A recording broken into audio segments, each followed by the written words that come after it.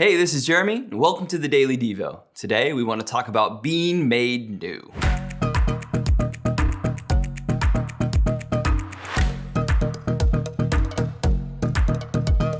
was talking to someone the other day that I went to high school with.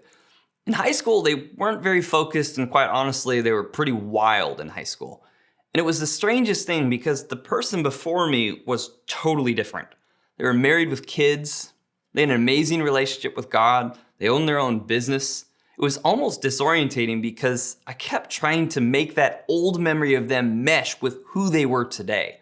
What I really needed to do was let go of this old picture of them and embrace who they are now. This is similar to what happens to us when we start following Jesus. Let's read in 2 Corinthians chapter 5, verse 17 and 18. It says, "Therefore, if anyone is in Christ, the new creation has come.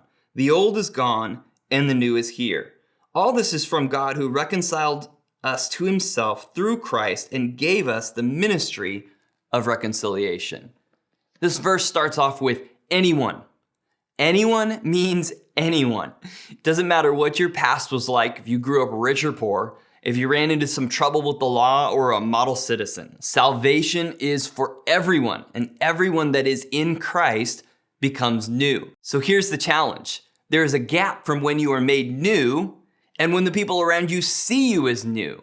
And even though you're new in God's eyes, you're still the same person you were years before to anybody that knows you. What makes it even more challenging is we often still have some of the bad habits we brought before we started following Jesus. So what do we do in that gap? We start by fully embracing this Christian life. Being fully committed sounds harder, but the truth is, it's easier.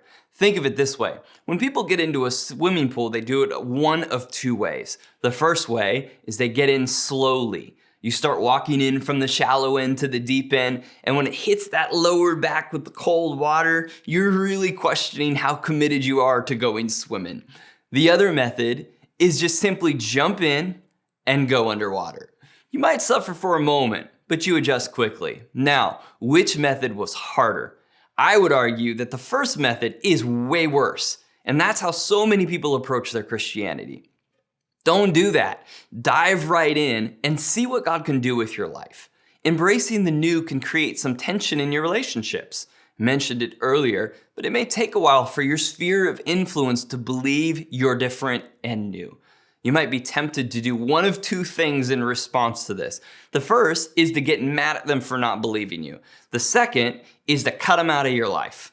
Neither of these are really great solutions. Can I give you a third option? Be patient.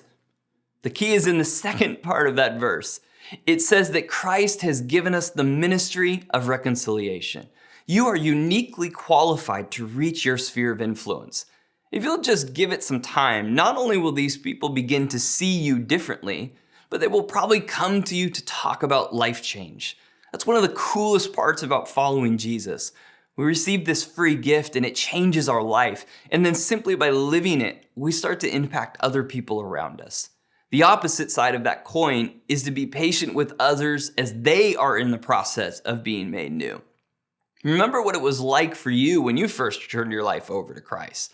I hope you'll be the greatest encourager to other Christians. I hope you'll be patient in the process of becoming new. And I hope you will commit to the ministry of reconciliation that God has given you. Thanks for joining us today on the Daily Devo.